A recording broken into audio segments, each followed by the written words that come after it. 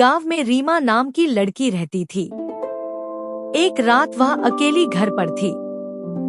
बाहर तेज बारिश हो रही थी और बिजली बार बार चमक रही थी। तभी ठक ठक की आवाज आई। कोई दरवाजा खटखटा रहा था। रीमा ने पूछा, कौन है? कोई जवाब नहीं आया। फिर से ठक ठक ठक ठक। डरते डरते उसने दरवाजा खोला, लेकिन वहां कोई नहीं था। उसने दरवाजा बंद किया और मुड़ने लगी। तभी पीछे से किसी ने फुसफुसाया, मुझे अंदर आने दो। रीमा ने तुरंत पीछे देखा, लेकिन वहां सिर्फ एक गीली परछाई थी जो धीरे धीरे फर्श पर रेंग रही थी।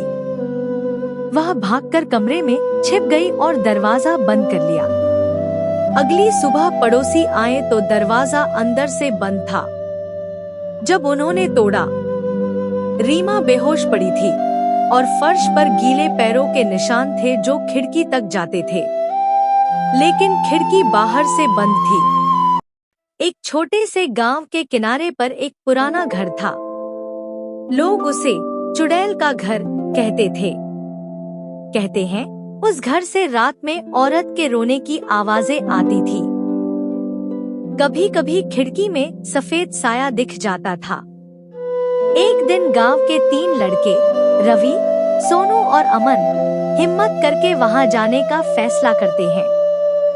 वे कहते हैं, आज सच्चाई पता करेंगे कि चुड़ैल सच में है या नहीं। रात के 12 बजे वे टॉर्च लेकर उस घर में घुसते हैं। चारों ओर मकड़ी के जाले, टूटी खिड़कियां और अजीब सी बदबू थी।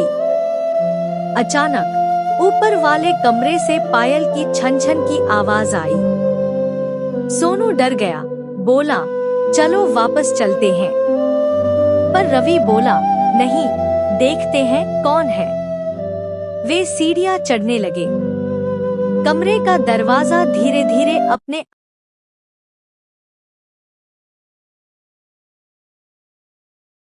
एक छोटे से गांव के किनारे पर एक पुरानी झोपड़ी थी।